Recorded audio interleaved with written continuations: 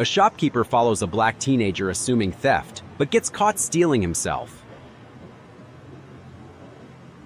Mr. Halloran prided himself on being the eyes of the town. Every morning, he stood behind the polished counter of his convenience store, watching the ebb and flow of customers as though he were their silent guardian. To him, every coin, every glance, every breath had meaning.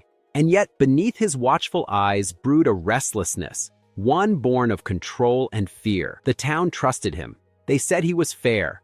But fairness, he believed, only applied to those who deserved it. That morning, when a young black teen walked through the glass doors, Mr. Halloran's body stiffened. He didn't know the boy, didn't care to, but instinct, or what he called instinct, whispered danger. He smiled his tight smile and pretended to straighten the shelves, all the while keeping one eye on the boy's hands. The coins in the register seemed louder, the creak of the floorboards sharper. The air changed. It was just another day, until it wasn't. Trey had been saving for weeks, washing cars, mowing lawns, running errands for anyone who would pay. His old backpack hung from one strap, torn at the bottom where his notebook peeked out. He needed a part-time job, maybe even at that very store, but he knew how people like Mr. Halloran looked at kids like him. He entered quietly, his eyes scanning the rows of chips and soft drinks. The scent of lemon cleaner burned his nose. He picked up a bottle of water and a chocolate bar, his treat after a long morning helping his aunt. As he walked to the counter, he could feel the weight of eyes on his back. That old, familiar heat of judgment spread through him, but he kept his head high. What Trey didn't know was that every step he took was being recorded, not just by cameras, but by a man's assumptions that would soon explode into chaos. When Trey reached for his wallet, Mr. Halloran's tone cut the air. Planning to pay for that? The words dripped with venom wrapped in civility. Trey froze. Yeah, he said softly, confused. Why wouldn't I? Halloran leaned forward, squinting as if his eyes could peel away the boy's truth. Just making sure. Some folks think they can walk in and help themselves. The other customers glanced up, sensing tension. Trey's hands trembled slightly as he placed a few crumpled bills on the counter. Halloran took the money but never broke his glare. The silence was thick. Then, just as Trey turned to leave, the shopkeeper spoke again. Mind if I check your bag? The words landed like a slap. Trey blinked. For what? Halloran's lips curled. You know what for. And just like that, suspicion became accusation. Within minutes, whispers spread. Two women from the bakery peeked through the window.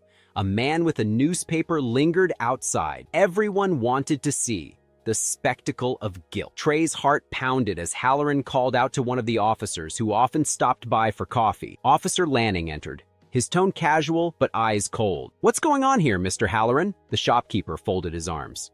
Caught this one trying to lift something. Bag's heavy. Trey's face burned. That's not true, he said, voice shaking. Check it.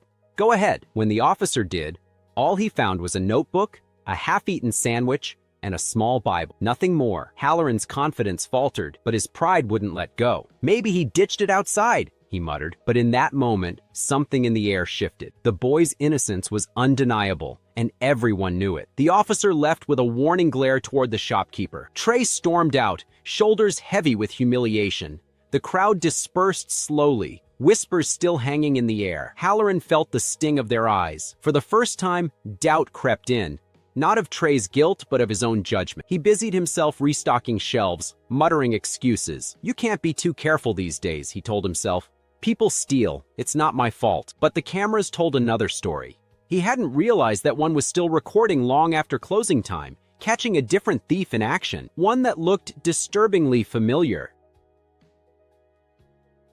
Later that evening, when the town slept and the streetlights hummed, Halloran stood alone in his store. His fingers trembled as he opened the register drawer. Business had been slow. Bills were piling up.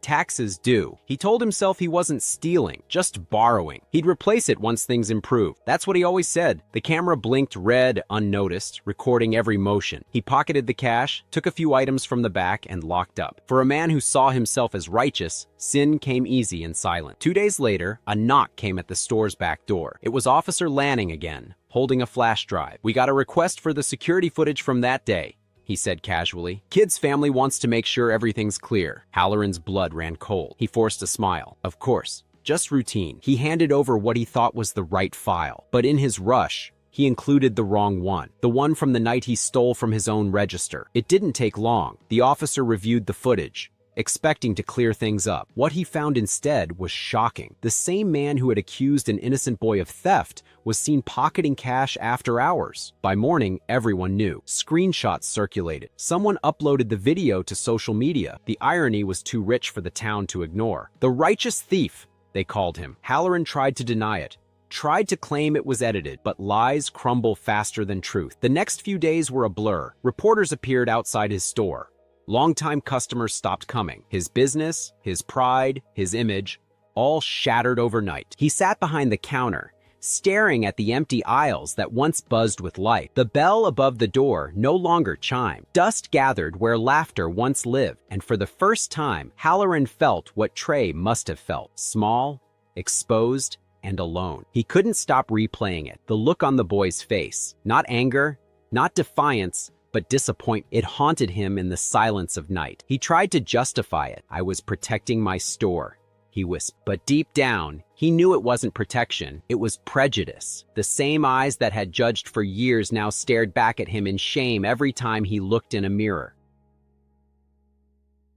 Weeks later, Trey came back, not out of revenge, but curiosity. The store was empty, except for Halloran, hunched behind the counter. "You don't have to be here," the old man muttered. "I know," Trey said softly. "I just wanted to tell you, I forgive you." Those words cut deeper than any punishment. Halloran didn't respond, but tears welled in his eyes. Forgiveness was a gift he didn't deserve, but one he would never forget. That night, Halloran wrote a letter to the local paper. It wasn't an apology, it was a confession.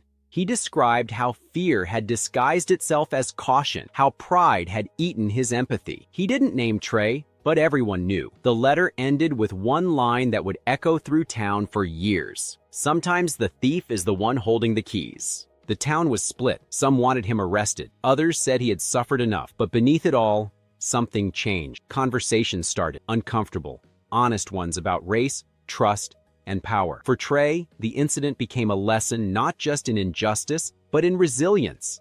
He joined a youth group that helped local teens find work. His story inspired others to stand tall, even when wrong. And the store?